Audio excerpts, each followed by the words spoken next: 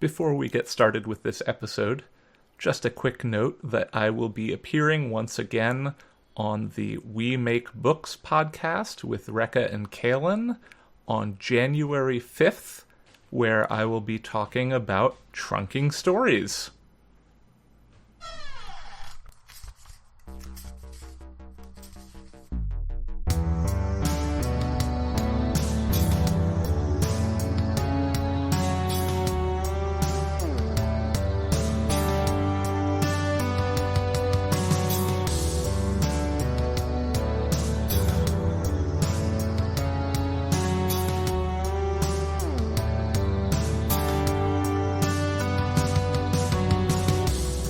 Hello, and welcome to Tales from the Trunk, reading the stories that didn't make it. I'm Hilary B. Bisniaks. Today, it is my honor to welcome a director-at-large of the Science Fiction and Fantasy Writers of America and an accomplished author of both fiction and interactive fiction, Phoebe Barton. Phoebe, welcome to the show. Hi, thanks for having me on. Absolutely. It's super fun to have friends who I know basically entirely through text on and actually see them moving around and hear their voices. Yeah, and especially in this sort of situation, it's really worthwhile to be able to do that because I have seen so few people over the last most of this year. Yeah, for real. So, Phoebe, you're going to be reading to us from More Things Than Are Dreamt Of, is that correct? That's correct, yeah, it was one of my early stories that I wrote fairly early on in my attempt to establish myself as a writer, but it was one of the ones that, for whatever reason, just didn't quite stick. Awesome. Well, I'd love to hear more about that after the reading. So, I'm ready when you are. All right, so here we go. This is More Things Than Are Dreamt Of. It was nearly 31 o'clock when Ash Thorne's latest challenge staggered out of the arrival shack. He was young, his face haggard and sallow, and carried a limp Interstellar Development Organization duffel bag that looked to weigh as much as he did. Yevgeny York? He nodded, to Ash's relief. It wouldn't be the first time some Earth bureaucrat had made her wait for a phantom. Welcome to Esperanza. Name's Ash Thorne. I'll be your guide until you acclimate. Guide? York blinked hard and rubbed his eyes as he gazed into the sky. That's impossible. You're a long way from Earth, Ash said. There's a lot you've got to learn. No, that. He dropped his bag and pointed to the horizon. Corazon, Esperanza's gas giant primary, sliced a broad swath across the night sky. Its silver rings glittered as brightly as the band of the Milky Way. Is that supposed to be a planet? It's not a silver lever, I can tell you that, Ash said. Come on, it's seriously late. Do you think this is funny? Do you? Ash jumped at his yell, unexpected as a dagger-toothed roar on a forest trail, as he shouted at the sky. She let him roar until he ran out of words and crumpled on the grass. I know it's a hard adjustment, Ash said, kneeling next to him. Tomorrow, I can show you around a warship house, if that's what you're looking for. A lot of folks say it helps them make sense of things. Make sense? He gave her a long, hard look of pity, and then let his face fall into his open palms. I don't know what you know, lady, but while I was waiting in there, I saw that planet rise. Planets like that just don't rise. Ash sighed and stood up.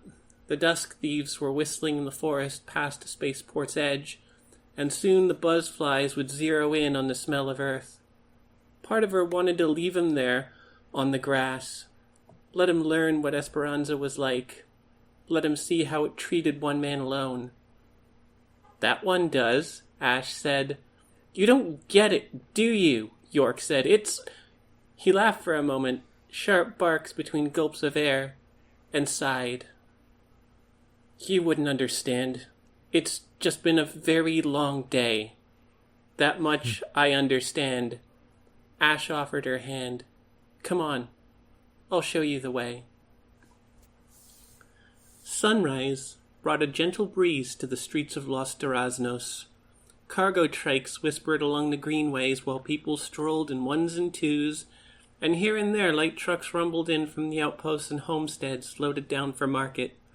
She stopped for a quick tea before continuing on to the green majesty of Arrival's house, where she squirmed through corridors already starting to fill with fresh-offs until she found York's door. Up for a stroll? He looked less put together than he'd been the night before, bloodshot eyes half hidden behind a chaos of hair. You had good timing showing up for a holiday. Good chance for you to get a grip on what we're all about. I don't. There's a lot I need to figure out, York said. He still had on the same rumpled spaceport clothes. Maybe later. He moved to push the door shut. Ash leaned in and wedged herself inside the frame. Look, I know it sucks, but this is how it is, Ash said.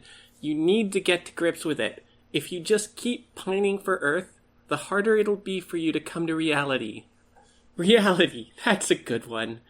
He rubbed his temple and made a chiding click of the tongue. All right. I guess you're not going to let me alone today, so fine. Give me a moment. Arrival's house was never as busy as it was the morning after a shuttle arrived, and it took nearly 10 minutes for them to make their way through the crowds and out to the street. It was hardly the first such wave to break against Los Duraznos' shores, but in a few days the tide would take most of them out again. A few always stayed, but with 4,000 residents the city was far from crowded. So, York said, this holiday of yours. X-Day, she said. I guess you didn't have that in your part of the world. No, we didn't, York said, but I'm sure you're going to tell me all about it. Not much to tell, Ash said, except that it sounds a hell of a lot better than Exile Day. When they passed through the main gate of the festival grounds, it seemed like half of Los Duraznos had beaten them there. Off to one side, crews were putting up the stage and stacking wood around the effigy, and ahead there were teeming rows of vendors, artists, and craftspeople jockeying for the silver espers jingling in everyone's pockets. I'll cover you today if you want to pick up something, Ash said as they made their way down one of the wooden fabric avenues. Think of it as... York wasn't listening. He'd stopped in front of an unremarkable stall, staffed by a mousy Japanese woman with an array of worn-out machine parts laid out in front of her. Ash wondered if any of the toothless gears and corroded fasteners had come from her own workshop. Ayano, is that you? Yev, Ayano said, though she didn't look up. Figured you'd be lucky enough to end up here. But we're all lucky here, aren't we? I thought you were dead, York said. Your circle. They said that you were gone for good. I'm here, aren't I? They said you were dead, York said. He laughed, harsh, grating, and hollow like 100 nuts inside a spinning drum, and frowned at the sky. Do you think this is funny? Do you psychotic bastards, or is this my punishment? Yevgeny, Ash said with calm firmness, settle down, we can help. Stop it, just stop it, York shouted. When he faced her, it was like he was staring through her all the way back to Earth. I'm not stupid, you know. Did you really think I wouldn't figure it out? That I wouldn't see what's really going on? What's really going on? Don't be a fool. York scooped up a clump of dirt and shook it at her. You see this? None of this makes sense. I know what being dislocated feels like, Ash said. It took months after my last warp jump before I felt like me again. There are people who can help. Yeah, help rewrite me, maybe, York said. Unless that's all part of it. You just stand there and... He swallowed his sentence in a pained wail, shuddered, and fell to the ground. Behind him, Ayano stroked the casing of a worn but well-maintained wilderness stunner. About time he shut up, Ayano said. It's all yours. Thanks. Ash hefted York's limp body and dragged him off. Next day would have to wait. The Saudade Institute sat just outside Los Duraznos, atop a tonsured hill thick with needle pine. Before Esperanza had opened for settlement, it had been an environmental research station.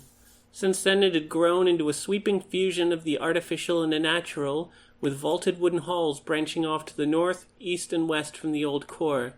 It reminded Ash of a church, and while some groups held services there, the Institute's first priority was still research, not of Esperanza, but humanity's reaction to it. She shuddered as she made her way along the trail to the top. The primeval forest pressed in from both sides, with only a few smooth-edged stubs and fallen branches where the groundskeepers pruned the trees back. She'd made the same walk herself time and again in her first months. How much progress could York have made in only 2 weeks? "They said I can go," York said. He was sitting on a bench in one of the Institute's gardens, a backpack at his feet, and a clear view of Los Duraznos and Atatakai Bay beyond. "I heard," Ash said. "They didn't say why you were coming." "I was where you are once." She sat down beside him. "I know it's tough. You think I can't handle it? I'm your guide, my responsibility. You don't want to get lost on the way back to town." "Aren't we all lost here?" York stood for a moment, gazing out over the bay to the horizon. "Lost and forgotten." "Might be we were just too good for Earth," Ash said. "Thinking about it like that helps some." York gave her a pitying look, but said nothing. After a quiet moment, he breathed out deeply, picked up his bag, and nodded. She led him down to the path, and in a few minutes the Institute was gone, swallowed by the trees. Aside from a few footprints ground into the trail, the two of them were alone on a world of wilderness. It was almost intoxicating, the soft rustling of leaves in the breeze, and the cool sense of rich ground and flowers and tree bark that were so controlled on Earth, even in the green belts. She understood why so many people walked into the bush and never came back. It took her a few precious seconds to realize York had walked into the bush himself. Though she could hear him crunching through the undergrowth, the leaves had only bowed for him as he passed through, and she had to make her own path. After a few moments of picking through the trees, she found him in a small clearing where he kneeled by a fallen springwood tree overgrown with moss. "Nothing like this back home," York said, stroking the log like a lover's thigh. "You'd think nobody had ever come here before." "Maybe nobody has," she said. "Big world." "I'm sure it is." York walked behind her and let one hand fall on her shoulders. She shivered, but said nothing. "I just want you to know I'm sorry for all this." Zap! For an instant there was a jolt, then nothing. Awareness trickled back slowly, and though there was still the whistling of the songbirds and the forest smell, it was joined by numbness in her back and an iron taste in her mouth. She recognized her stunner's signature easily enough. "Bastard," she grumbled. She'd lost only a few minutes, enough time to disappear into the wilderness, and he'd bound her with some springwood branches to seal the deal. She flexed her wrists in and out to weaken the springwood, ignoring the way it bit deeper into her skin with every motion. She swallowed the pain and worked in silence, which let her hear the approach of a four-legged stalker. She went motionless and watched from the corner of her eye as a dagger-toothed tiger padded into the clearing. It had to be a juvenile. Most of its kind had already learned not to approach human settlements, but that might not make a difference. No successful carnivore let good meat go to waste. It approached her slowly, aware that it was out of its element. Its home was the plains, and hunting among the trees was never without risk. The Struth made sure of that. They were clever critters, bright enough to prepare a kill to draw a dagger-tooth into a flurry of their talons. The dagger-tooth drew forward, torn between caution and hunger.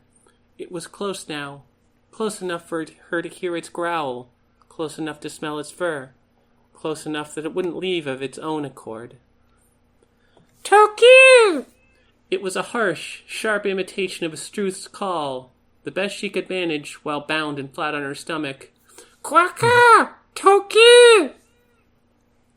The The dagger-tooth froze. Ash didn't let up. After an instant of indecision, the predator spun and dashed away, crashing through the bush. Ash waited for 5 minutes after it had gone, before she allowed herself to move again. "Go careful," the homesteader said. His calloused hands and the crags on his face mapped a life lived longer on Esperanza than Earth. That path's not easy ground, and the storm last night churned it up something fierce. Critters'll leave you alone well enough, at least. I've been here long enough that they're good and scared. "Thanks again for your help," Ash said. She'd been poring over maps at Ranger House, trying to pin down spots York might have gone, when she heard a report of supply theft by a man matching his description. "If you see anything else, call it in immediately." "Don't have to tell me twice," the homesteader said. "This planet doesn't do us any favors. Folks gotta stick together, even if some of them have sticky fingers." Aside from a narrow dirt path roofed over by leaning trees and intertwined branches, the forest beyond the homestead was dense and unyielding. Here and there the ground was still muddy and soft from the rains, and partial imprints of new shoes from earth leapt out at her. He'd made a stumbling dash into the wilderness, and it took more than a kilometer for his trail to settle into a calmer pattern. She continued ahead at a steady pace, alert for traps he might have set, but York had left only his footprints behind. The sun had sunk low in the west when the trees began to thin and the slopes of Mount Koyama revealed themselves. High above the forest, Ash could see the red beacon flash atop the transmission tower. "You'd better be there," Ash muttered. The broadcast station commanded a fine view of the Itatakai Bay area, and beyond it was unbroken wilderness all the way to Natsushima. If York pushed farther, unless he stumbled into a homestead or frontier camp, he'd be good as dead. Damn fool. The path ended at a mountain road, a narrow gravel route just wide enough for 2 light trucks to scrape by. She climbed in silence, the calm air resonant with songbird harmonies, until the road leveled out at the Mount Koyama Communications Facility. It wasn't much, just a long prefabricated hut nestled amid the antennas. She went to the door, found it ajar, and thumbed her stunner. "Make this simple." It was York, sure enough, hoarse and exhausted. He hadn't been far ahead at all. "Tell me the frequency." "I don't know what you're talking about." The technician was a young woman who squeaked with fear. "There are tons of frequencies." "Don't push me," York said. "I'm tired of you all pushing me around like I don't know anything because I just got here. You're the ones who don't know anything. I just want to know what's the goddamn frequency to get out." Ash steeled herself and stepped inside, stunner at the ready. York had the technician in his grip, her arms and legs tied with binds that looked a lot stronger than Springwood, and held a knife to her throat. His face shone with sweat, his wild hair was speckled with mud, and his eyes were those of a man who'd gone to the edge. "Don't take this any further, York," she said. "Give it up. It figures they'd send you here." He scowled at her and tightened his grip on the knife.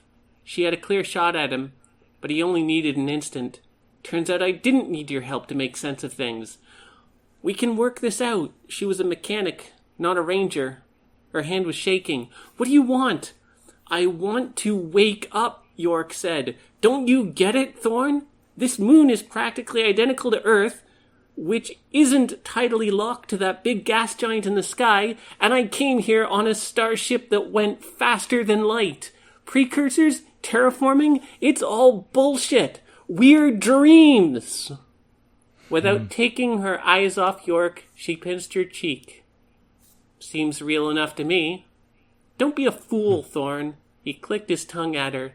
"Did you ever stop to think about it? How aliens terraformed a bunch of rocks from nothing just so people like us would have somewhere to go, or that they were never there at all? Esperanza, Krasnaya, Funsang, Mirabilis, the biggest lies ever told. I just need to find the right frequency and I'll finally wake up." "Maybe," she said. "Maybe we're all computer simulations and the real universe is winding down to die. Doesn't make a lick of difference.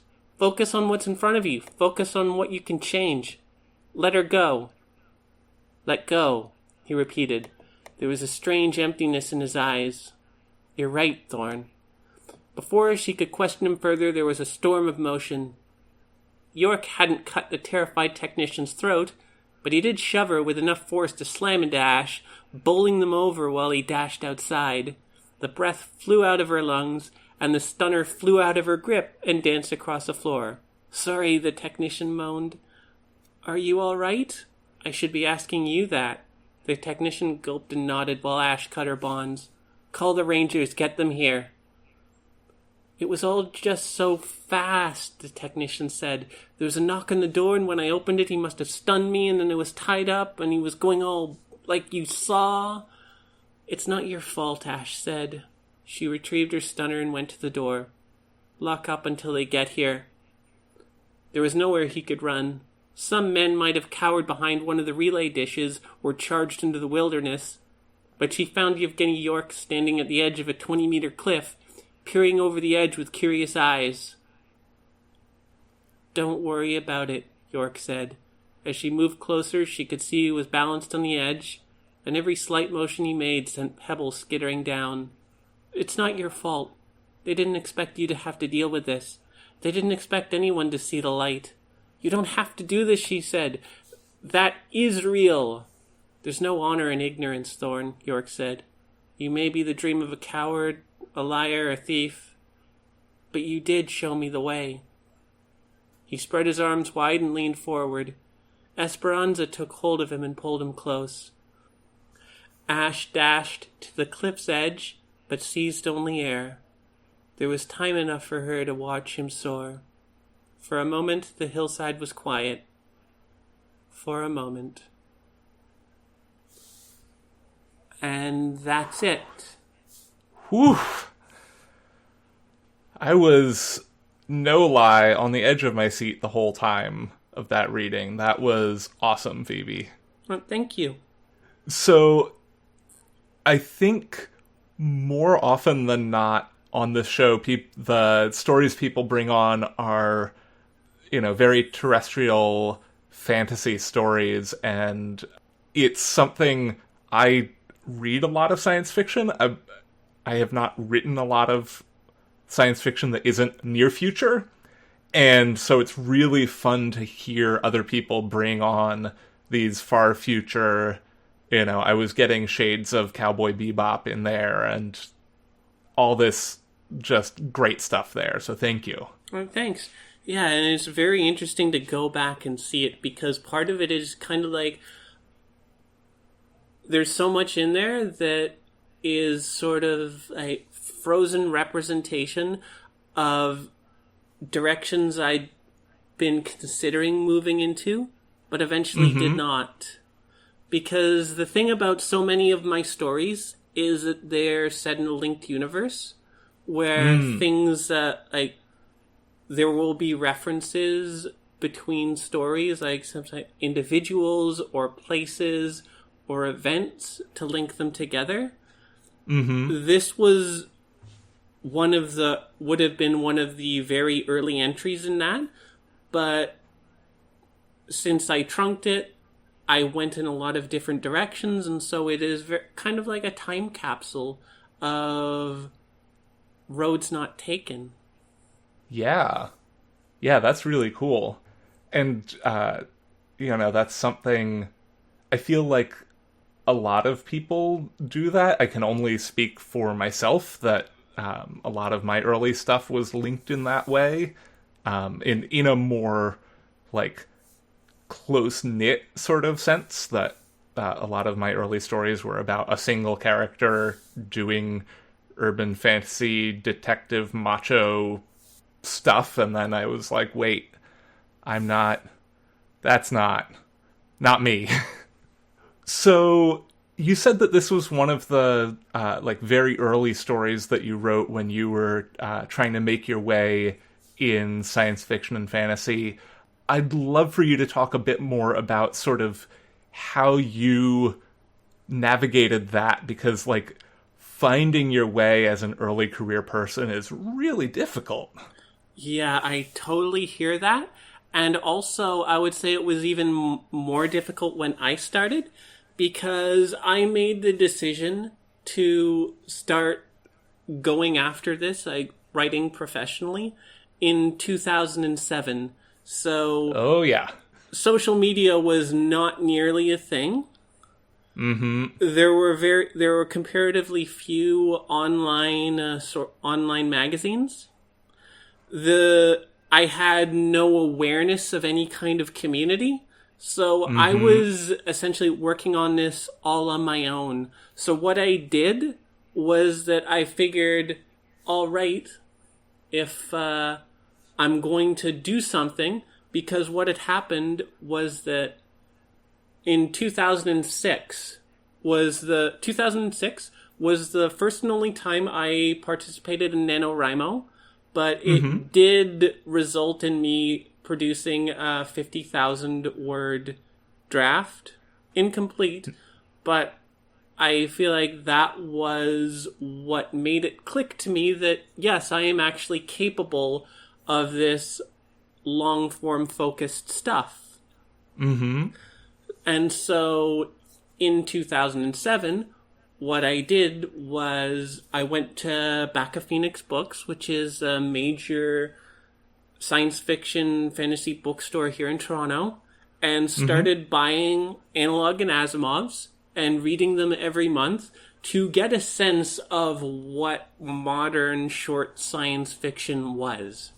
Because I had read some short stories at that time, but they were from slightly older anthologies, and often those would be drawing from things written across multiple decades. Mm-hmm. And I really needed to know what was going on then. And so it did take 5 years of submissions and rejections. I did start my my rejections folder, which is at that time was just a manila folder, was started on August 7th, 2007, and the earliest rejection I can find is a physical letter from Asimov's from November 22nd, 2007, because I feel like that's another weird, interesting thing about my career, because it does just barely intersect the whole switch from mailed submissions to electronic submissions. Because when I finally did sell to Analog, it was electronic, but my early submissions were of printing this manuscript out on my roommate's printer, getting an international reply coupon from the post office and putting it in the mail and waiting however long for it to come back.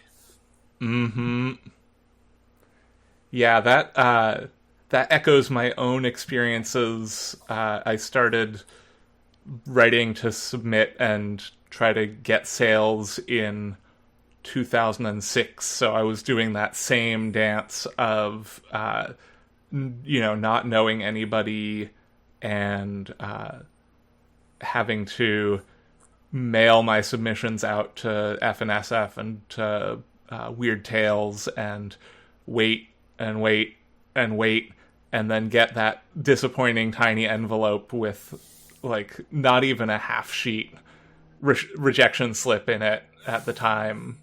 So yeah, I totally get that. And it's, I'm really grateful that we have electronic submissions now. So much so. But this story actually owes a lot to actually making a sale, because I did manage to sell something to Analog in June 2012, which was my very first pro sale.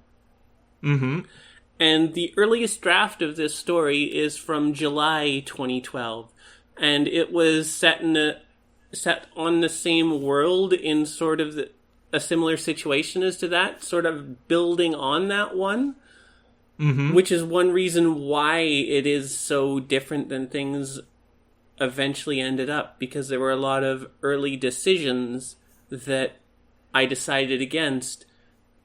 For example, the whole idea of this planet Esperanza being where, like, political dissidents and exiles are transported.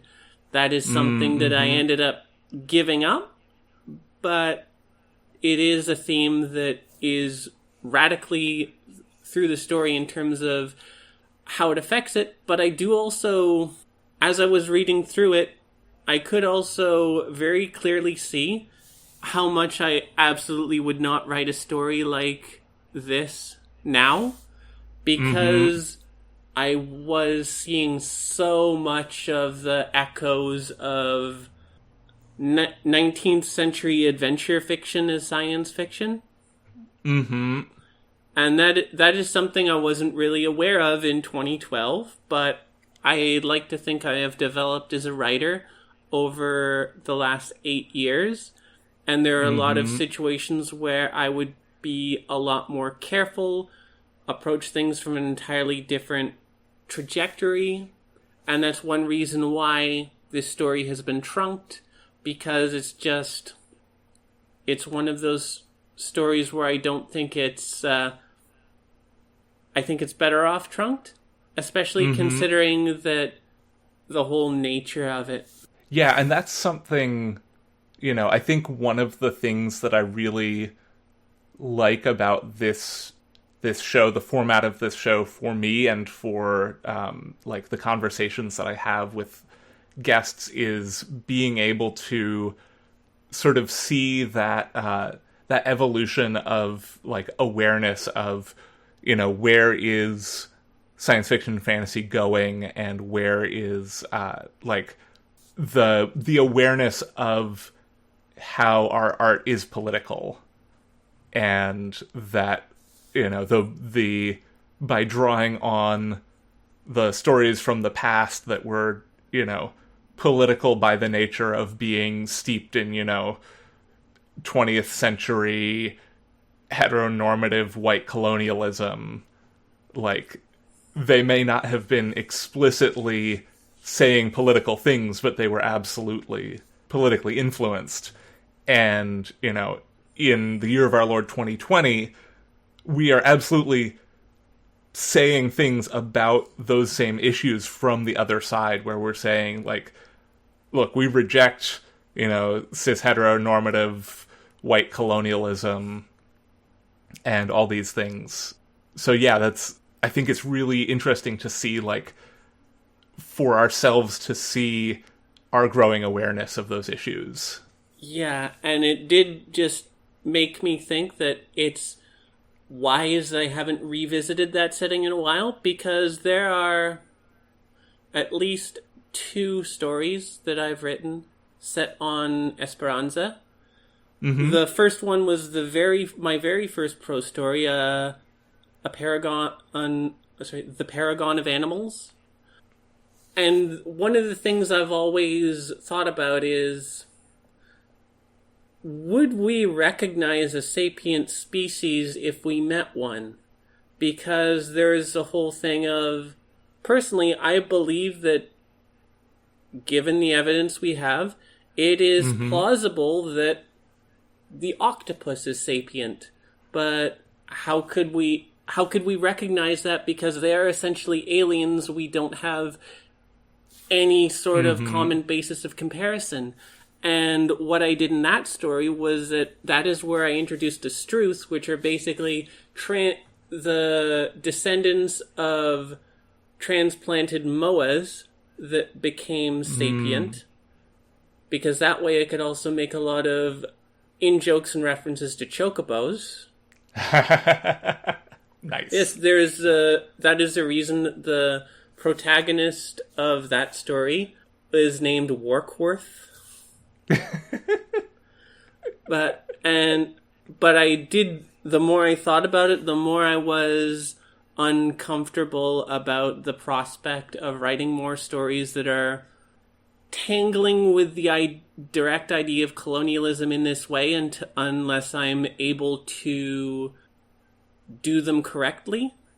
And the second time I went there, I did that by making the antagonist John W. Campbell. Fantastic. That's awesome. So I wanted to give you a chance to talk about your game that just came out yesterday, The Luminous Underground. And first, if you can just tell us a little bit about it. All right, excellent. And yeah, like, super hope that it was yesterday, December 17th, because we're recording this a lot earlier than December, and hopefully nothing will have changed. But yeah, yes, this is pre-election day recording date, so, anything can happen at this point. So, Luminous Underground is a project that has been consuming me for the last 2 years, but it is an interactive novel that is contemporary secondary world municipal fantasy, heavily influenced by Ghostbusters. Ooh, I'm very into that. I am extremely into every piece of that concept.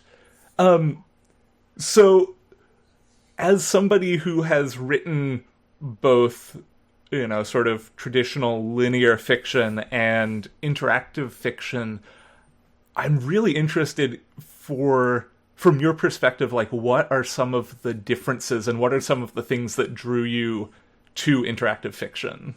Well, the drawing was, a lot of it was that I wanted to find new ways to stretch myself, because at the time in 2018, I felt like I was spinning my wheels a bit, because in early 2018, I was in not a great situation. I had spent 6 months in 2017 and early 2018 writing a novel that ended up not being nearly ready at all.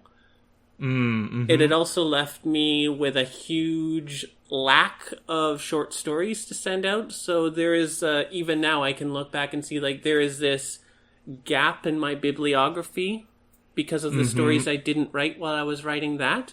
But it was just wanting to challenge myself and explore the possibilities of a new medium.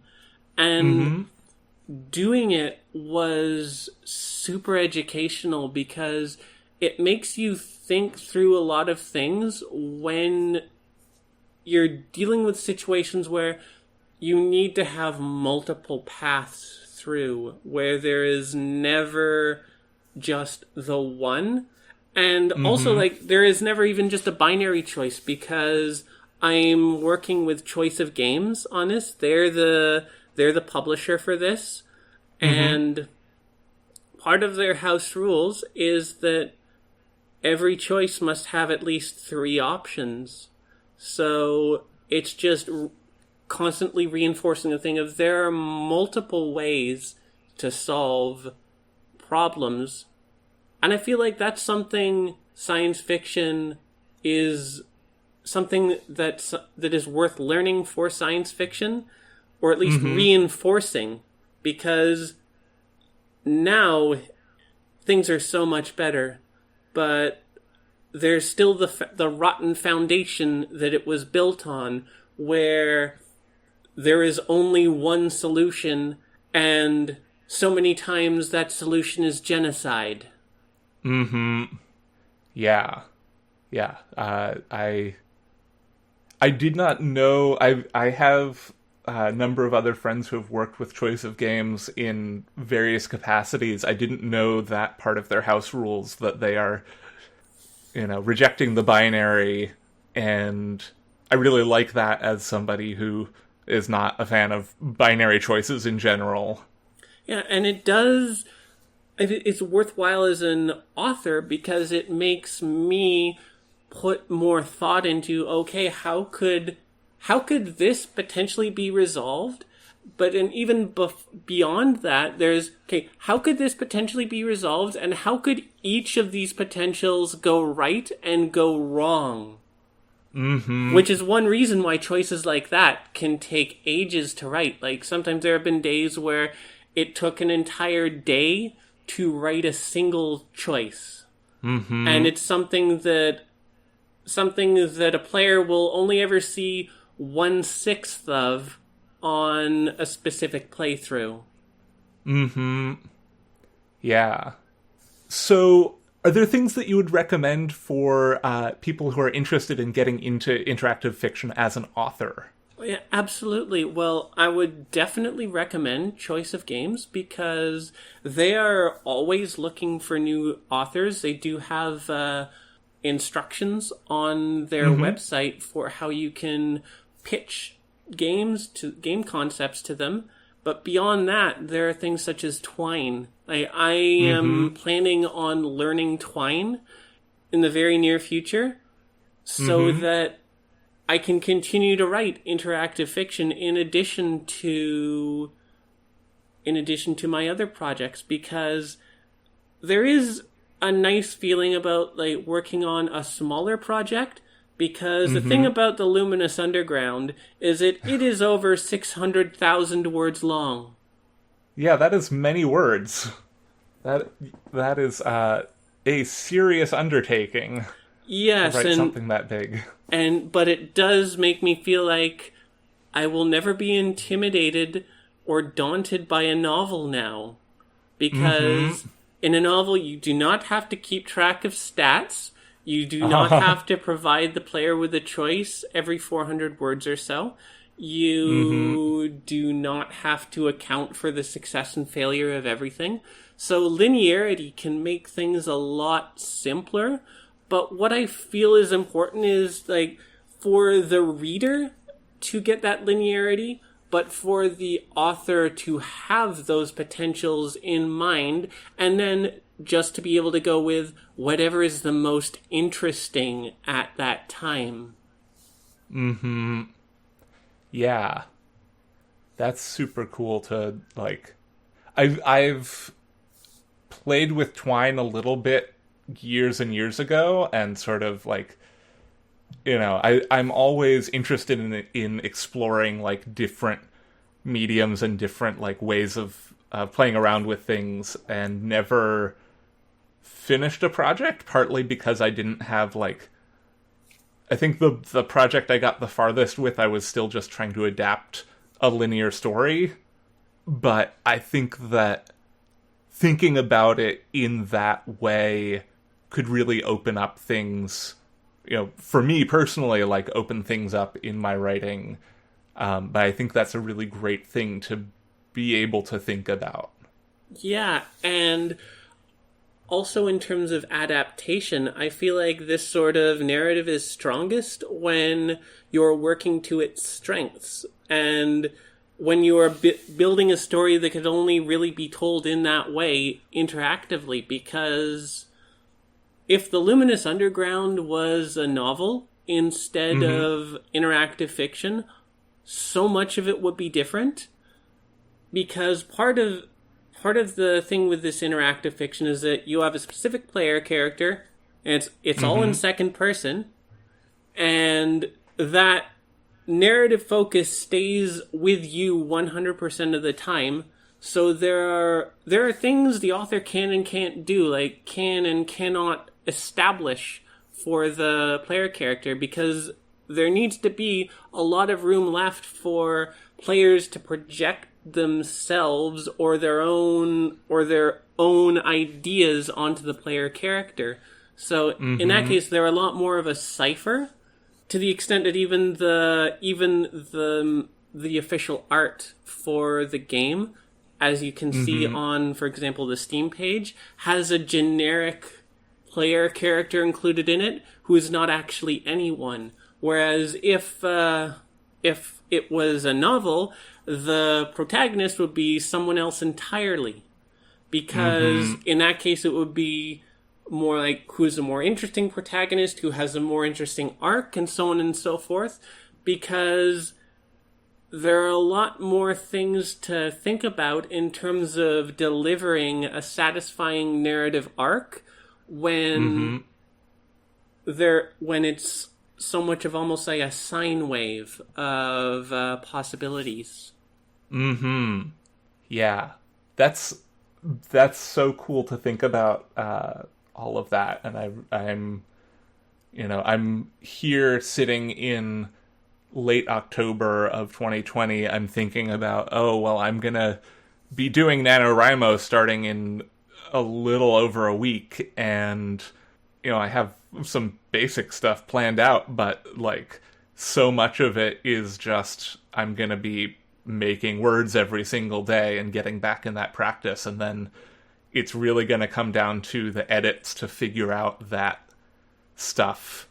So having this conversation for me is really exciting, because it means, I have the benefit of pre-NaNoWriMo of thinking like, okay, here is how I can consider what actually makes a satisfying long-form narrative. Yeah, because it reminds me of things that I've seen said about comics.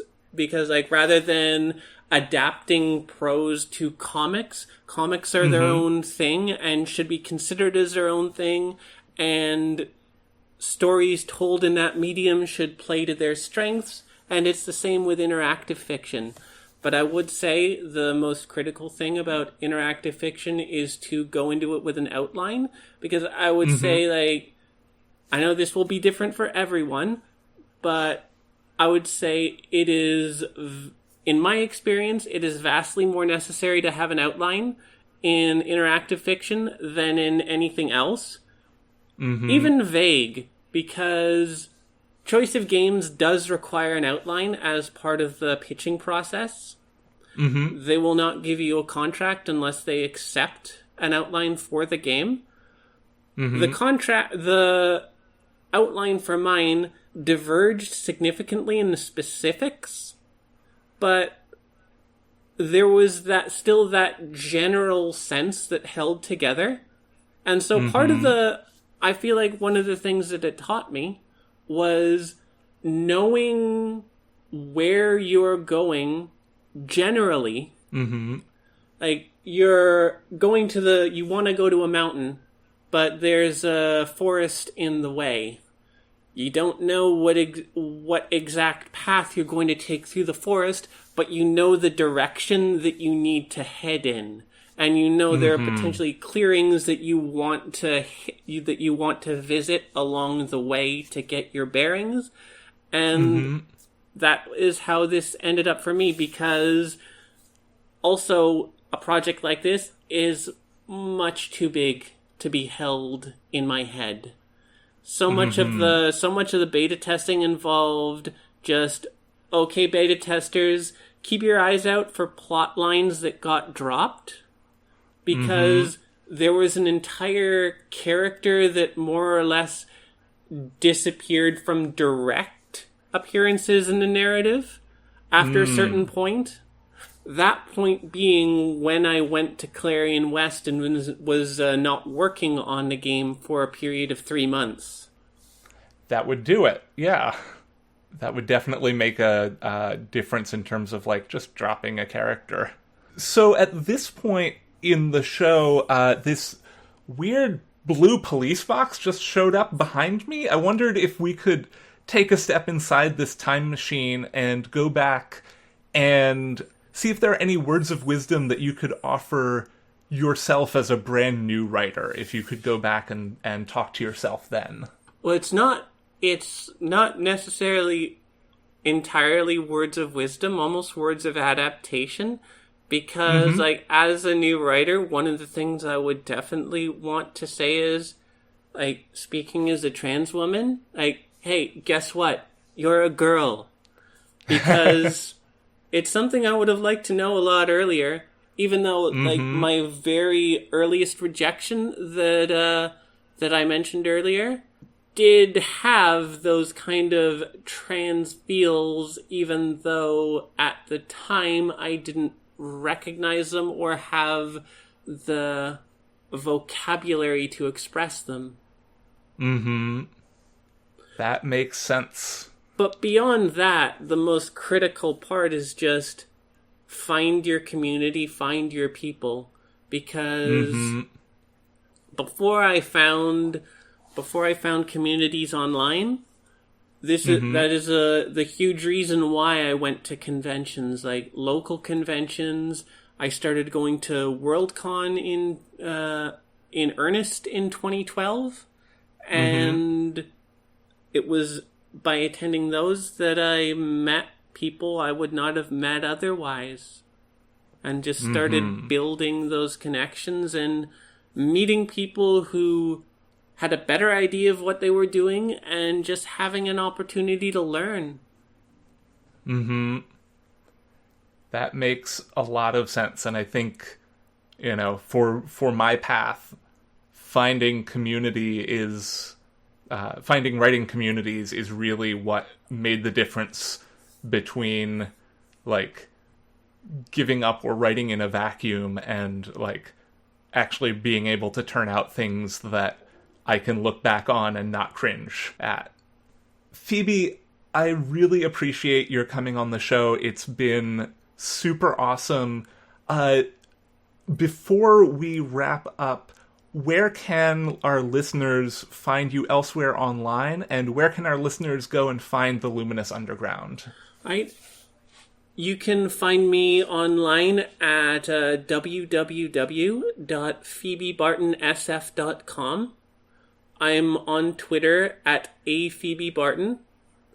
And the Luminous Underground is available as of December 17th from the Choice of Games website directly, from Steam, Google Play, and the Apple App Store. Fantastic. And potentially even more. Those are the ones that I remember off the top of my head.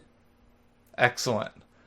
Well, listeners, go and find the Luminous Underground wherever you play interactive fiction. Go and find Phoebe online, where you'll find her tweeting about giant ladies in upcoming games. I'm very excited for your Giant Queer Ladies game that is somewhere in the future. And it's become Phoebe, my brand. Thank you so much. It's a good brand. It is a good brand. Right, but thank you. Yeah, absolutely. Tales from the Trunk is mixed and produced in beautiful Oakland, California. Our theme music is Paper Wings by Ryan Boyd. You can support the show on Patreon at patreon.com/trunkcast. All patrons of the show now get a sticker and logo button, along with show outtakes and other content that can't be found anywhere else. You can find the show on Twitter at Trunkcast, and I tweet at HBBisnieks. If you like the show, consider taking a moment to rate and review us on your preferred podcast platform. And remember, don't self-reject.